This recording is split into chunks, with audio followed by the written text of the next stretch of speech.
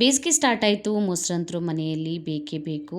ಗಟ್ಟಿಯಾದಂಥ ಮೊಸರನ್ನ ಈ ವಿಧಾನದಲ್ಲಿ ಟ್ರೈ ಮಾಡಿ. ಪಾತ್ರೆಯನ್ನು ಉಲ್ಟಾ ಮಾಡಿದ್ರೂ ಕೂಡ ಕೆಳಗಡೆ ಬೀಳೋದಿಲ್ಲ.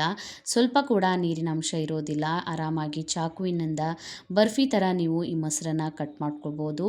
ಡೈರಿಯಂತಹ ಗಟ್ಟಿಯಾದಂತಹ ಮೊಸರನ್ನ ಈ ಟಿಪ್ಸನ್ನು ಫಾಲೋ ಮಾಡ್ಕೊಂಡ್ಬಿಟ್ಟು ಮನೆಯಲ್ಲೇ ಮಾಡ್ಕೊಳ್ಳಿ.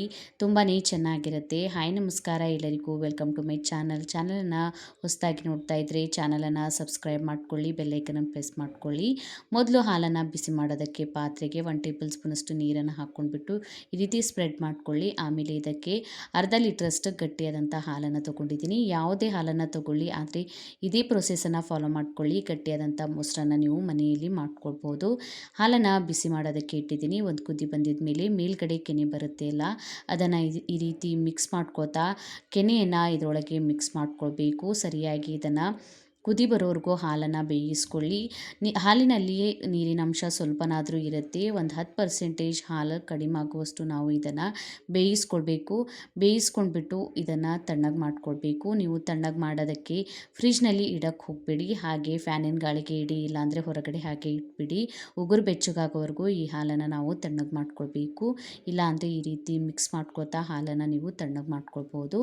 ಜಾಸ್ತಿ ಬಿಸಿ ಇರುವಂಥ ಹಾಲಿಗೆ ಕೂಡ ನಾವು ಮೊಸರನ್ನ ಮಾಡೋದಕ್ಕೆ ಹಾಕ್ಕೊಳ್ಬಾರ್ದು, ಮತ್ತು ತಣ್ಣಗಿರುವಂಥ ಹಾಲಿಗೆ ಕೂಡ ಸರಿಯಾಗಿ ಮೊಸರು ಹಾಕೋದಿಲ್ಲ. ಈಗ ಉಗುರು ಬೆಚ್ಚಗಾಗಿದೆ ಹಾಲು, ಮೇಲ್ಗಡೆ ಕೆನೆ ಬಂದಿತ್ತು. ಇದನ್ನು ಕೂಡ ಮಿಕ್ಸ್ ಮಾಡ್ಕೊಂಡಿದ್ದೀನಿ.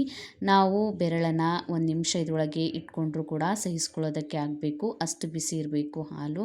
ಈಗ ಒಂದು ಬೌಲಿಗೆ 2 ಟೇಬಲ್ ಸ್ಪೂನಷ್ಟು ಮೊಸರನ್ನು ತೊಗೊಂಡಿದ್ದೀನಿ. ಇದಕ್ಕೆ ನಾವು ಬಿಸಿ ಮಾಡ್ಕೊಂಡಿರುವಂಥ ಹಾಲಿನಲ್ಲಿ ಸ್ವಲ್ಪ ಹಾಲನ್ನು ಮಿಕ್ಸ್ ಮಾಡ್ಕೊತಾ ಇದ್ದೀನಿ. ಸರಿಯಾಗಿ ಇದನ್ನು ಈ ರೀತಿ ಮಿಕ್ಸ್ ಮಾಡ್ಕೊಳ್ಳಿ. 1-2 ನಿಮಿಷ ಈ ರೀತಿ ಸರಿಯಾಗಿ ಇದನ್ನು ಮಿಕ್ಸ್ ಮಾಡ್ಕೊಳ್ಬೇಕು.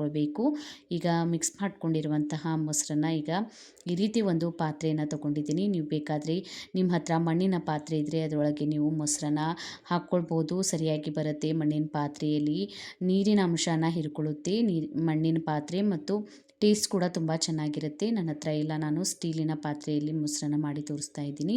ಈ ರೀತಿ 2 ಟೇಬಲ್ ಸ್ಪೂನಷ್ಟು ಹಾಕ್ಕೊಂಡ್ಬಿಟ್ಟು ಸರಿಯಾಗಿ ಎಲ್ಲ ಕಡೆ ಸ್ಪ್ರೆಡ್ ಮಾಡ್ಕೊಳ್ಳಿ. ಮಾಡ್ಕೊಂಡ್ಬಿಟ್ಟು ನಾವು ಬಿಸಿ ಮಾಡ್ಕೊಂಡಿರುವಂಥ ಹಾಲನ್ನು ಹಾಕ್ಕೊಳ್ಬೇಕು. ಹಾಕ್ಕೊಂಡ್ಬಿಟ್ಟು ಈಗ ಇದಕ್ಕೆ ನಾವು ಉಳಿದಿರುವಂತಹ ಮೊಸರನ್ನ ಕೂಡ ಇದಕ್ಕೆ ಸೇರಿಸ್ಕೊಳ್ಬೇಕು. ಮೇಲ್ಗಡೆಯಿಂದ ಸೇರಿಸ್ಕೊಂಡ್ಬಿಟ್ಟು ಒಂದು ಸಲ ಇದನ್ನು ಲೈಟಾಗಿ ಮಿಕ್ಸ್ ಮಾಡ್ಕೊಳ್ಳಿ.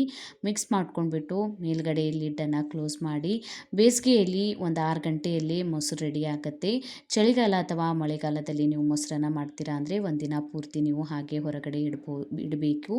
ನೀವು ಫ್ರಿಜ್ನಲ್ಲಿ ಇಡಕ್ಕೆ ಹೋಗಬೇಡಿ, ಹಾಗೆ ಹೊರಗಡೆ ಇಟ್ಬಿಡಿ. 5-6 ಗಂಟೆವರೆಗೂ ಮೊಸರು ಚೆನ್ನಾಗಿ ಆಗಿಬಿಡುತ್ತೆ. ಈಗ 8 ಗಂಟೆ ಆಗಿದ್ಮೇಲೆ ತೆಗೆದು ನೋಡ್ತಾ ಇದ್ದೀನಿ ನಾನು. ಒಂದು ಅರ್ಧ ಗಂಟೆ ಇದನ್ನು ಫ್ರಿಜ್ನಲ್ಲಿ ಕೂಡ ಇಟ್ಕೊಂಡಿದ್ದೆ. ನೋಡಿ ಎಷ್ಟು ಗಟ್ಟಿಯಾಗಿಬಿಟ್ಟಿದೆ ಅಂತ. ನೀವು ಪಾತ್ರೆಯನ್ನು ಉಲ್ಟಾ ಮಾಡಿದ್ರೂ ಕೂಡ ಬೀಳೋದಿಲ್ಲ.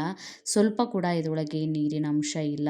ಈ ರೀತಿ ಟಿಪ್ಸನ್ನು ಫಾಲೋ ಮಾಡ್ಕೊಂಡ್ಬಿಟ್ಟು ಗಟ್ಟಿಯಾದಂಥ ಮೊಸರನ್ನ ಮಾಡ್ಕೊಳ್ಳಿ. ನೀವು ಆರಾಮಾಗಿ ಇದನ್ನು ಬರ್ಫಿ ಥರ ಚಾಕುವಿನಿಂದ ಕಟ್ ಮಾಡ್ಕೊಳ್ಬೋದು, ಅಷ್ಟು ಗಟ್ಟಿಯಾಗಿರುತ್ತೆ ಮೊಸರನ್ನ ಮಜ್ಜಿಗೆ ಸಾಂಬಾರು ಮಾಡ್ಕೊಳ್ಳೋದಕ್ಕೆ, ಮಸಾಲ ಮಜ್ಜಿಗೆ ಮಾಡ್ಕೊಳ್ಳೋದಕ್ಕೆ, ಮೊಸರನ್ನ ಮಾಡ್ಕೊಳ್ಳೋದಕ್ಕೆ, ಹಾಗೆ ಸಕ್ಕರೆ ಮತ್ತು ಮೊಸರನ್ನ ತಿನ್ನೋದಕ್ಕೆ ಬಳಸ್ಕೊಳ್ಬೋದು. ಡೈರಿಯಲ್ಲಿ ಸಿಗುವಂತಹ ಗಟ್ಟಿಯಾದಂಥ ಮೊಸರನ್ನ ಸುಲಭವಾಗಿ ಈ ಟಿಪ್ಸನ್ನು ಫಾಲೋ ಮಾಡ್ಕೊಂಡ್ಬಿಟ್ಟು ಟ್ರೈ ಮಾಡಿ.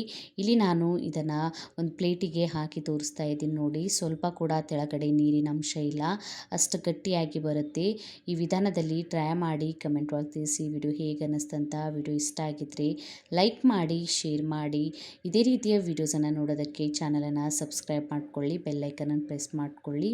ನೀವು ನನಗೆ ಇನ್ಸ್ಟಾಗ್ರಾಮ್ ಮತ್ತು ಫೇಸ್ಬುಕ್ ಪೇಜಿಗೂ ಫಾಲೋ ಮಾಡ್ಕೊಳ್ಬೋದು. ಲಿಂಕನ್ನು ನಾನು ನನ್ನ ಡಿಸ್ಕ್ರಿಪ್ಷನ್ ಬಾಕ್ಸ್ನಲ್ಲಿ ಕೊಟ್ಟಿರ್ತೀನಿ. Thank you for watching.